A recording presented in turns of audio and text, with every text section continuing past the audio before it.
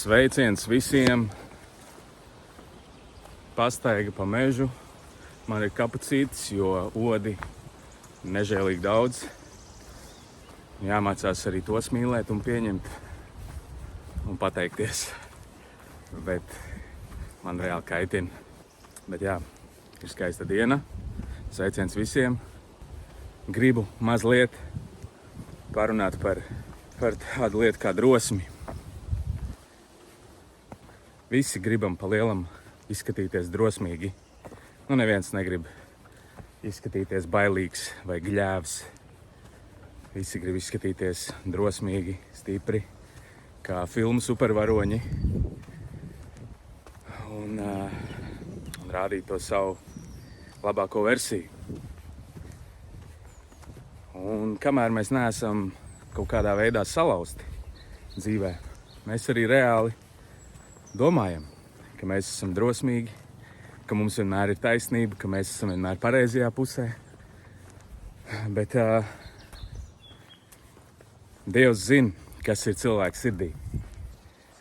Un nevelti Bībelē ir tāds stāsts par Jēzu un par mācekļiem un par kādu īpašu mācekli par Pēteri,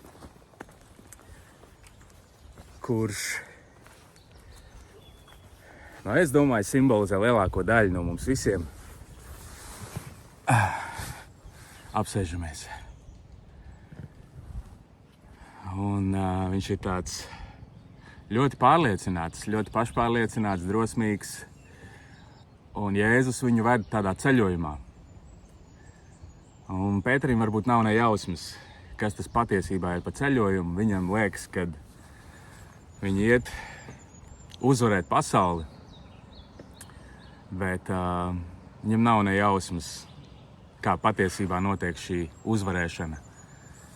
Un tāpēc viņš vairāk kārt ir ļoti ātrsirdīgs un gatavs iet pa priekšu un ņemt zobenu un darīt visādas varonīgas lietas. Bet Dievs viņu ved šajā ceļojumā, kur viņam jāpiedzīvo atmošanās, kur viņam jāatmostās no sava sapņa, jeb no savas ilūzijas. Un tad, kad Jēzus beigās saka, jūs visi mani atstāsiet, un cilvēka dēls mirs, un 3. dienā augšām celsies, un tur visu laiku ir šis pasaka Dievs, ka ar tevi tas nenotiek. Un Jēzus pat vienā brīdī saka Pēterim, Sātan, atkāpies no manis, jo tu domā, kas cilvēkam patīk, bet nevis kas Dievam. Un protams, tas viss ir ļoti nesaprotami. Un tad vēlāk, kad vairākas reizes Jēzus pravieto savu nāvi, tur ir tas brīdis, kad Pēteris saka, es iešu ar tevi visur. Tā kā līdz galam.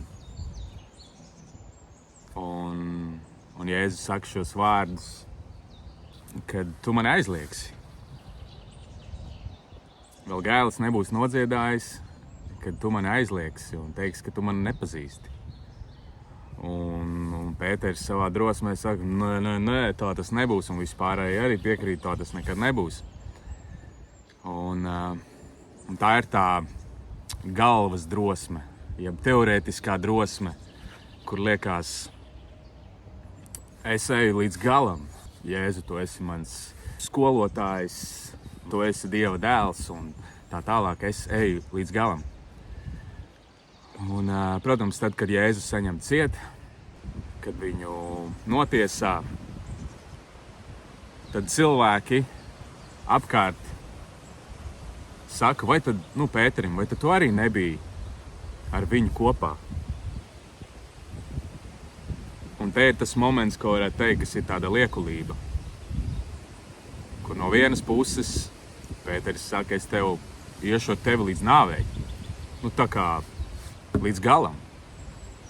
Un tad, kad reāli šī pieredze ar viņu notiek, kad te ir tas līdz galam, viņš saka, es viņu nepazīstu. Es nezinu, kas viņš ir. Es viņu nepazīstu. vairākas reizes viņš viņu aizliedz. Jeb saka, ka viņam nav nekāda sakara ar Jēzu. Un, protams, Dievs zināja jau pirms tam, kas ir viņa sirdī, bet bija ļoti svarīgi viņam iziet cauri šai pazemojošajai pieredzei, kur viņš tika salauzts absolūti, jo pēc tam ir teikts, viņš aizgāja un raudāja. Viņš raudāja, jo viņa ideja par sevi tika sašķaidīta lupatu lēveros, par varoni, par to varonīgo, drosmīgo sevi tika sašķaidīta lupatu lēveros. Un viņš bija gļēvs, tika atmaskots viss viņš, visa viņa būtība.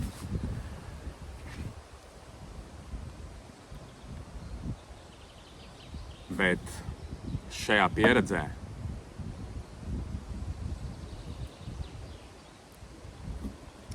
kā lai saka, viņš iemācījās pašu svarīgāko. Ka viņš pats ir gļēvs, nabaks un nespējīgs. Un ka visa viņa tā varēšana un drosme un deksme ir falša, ilūzija un meli viņa galvā, kas reāli nav savienota ar realitāti. Jo tikko kā realitāte un dzīve nāks tev pārbaudīt, tā tu piedzīvosi gļēvumu sevī. Un tāpat arī tas ir message, jeb vēstījums mums katram cilvēkam, ka mēs varam tēlot drosmīgus un iet un atmaskot citus, un iet un runāt un izpaust tādu drosmi, bet tad, kad reāli tavu dzīvību ir likta uz spēles, tad iespējams iznāks ārā tikai un vienīgi liekulība, viltus un meli, kur tu sāksi liekuļot un spēlēt pilnīgi citu dziesmu. Lai nu kā, Pēterim šī bija ļoti vajadzīga pieredze. Viņš tika dziedināts, viņš tika atbrīvots, viņš nožēloja savus grēkus. Vēlāk, kur Jēzus jau ir augšām cēlies, Jēzus 3 reizes jautā: Pēteri, vai tu mani mīli? Un Pēteris apliecina: jā, es tevi mīlu. Tad Jēzus saka: ej, gani manas avis. Ej, kalpo maniem bērniem. Ej, kalpo cilvēkiem. Nes šo vēsti. Bez Dieva tu esi nekas. Tu esi gļēvulis, tu esi pazudis. Un tu arī dzīvot savā ilūzijā, bet kad dzīve nāks tevi testēt, tā vienmēr parādīs to, ka Dievam ir patiesība. Tev bez Dieva nav drosmes, jo Dievs ir tas, kurš nodrošina ar patiesu īstu drosmi. Tā drosme, ko cilvēki spēlē, ir viltus drosme. Un viņi var spēlēt līdz galam, kamēr vien netiek tā pārbaudīta. Un tāpēc Pēteris kļuva par ļoti spēcīgu sludinātāju, dedzīgu, kuru viņš pēc tam svētā gara spēkā sludina tautai un cilvēki atgriežas. Un, kā lai saka, ir svētā gara drosme. Tur vairs nav Pētera drosme, bet tur ir šī dievišķā drosme, no kuras iespējams viņš pats daudz ko nesaprot, kā viņš to spēja, bet Dieva gars tevi vada, jo tu esi bijis salauzts, tev ir spēcīga atziņa un atklāsme par to, ka tu esi nabaks un gļēvs bez Dieva. Ļoti svarīga atziņa, ļoti svarīga atklāsme, tāpēc katram ir svarīga šī salauztība dzīvē, kur kaut kādā brīdī tava viltus drosme tiek salauzta, un kur tu ieraugi pats savu gļēvumu, un tajā notiek pamošanās un atzimšana, un tur Dievs ar mums var strādāt un darboties, un tas maina visu. Tas maina visu. Tas ir tā, kad reizē tu apzinies savu nespēku, un reizē tu apzinies vajadzību pēc Dieva spēka un to, cik milzīga drosme ir Dievā. Jā, tāpēc mācīsimies no šīs Pētera pieredzes un būsim uzmanīgi, kur mēs cenšamies tēlot un kur mēs esam īsti un patiesi. Lai Dievs tevi svētī.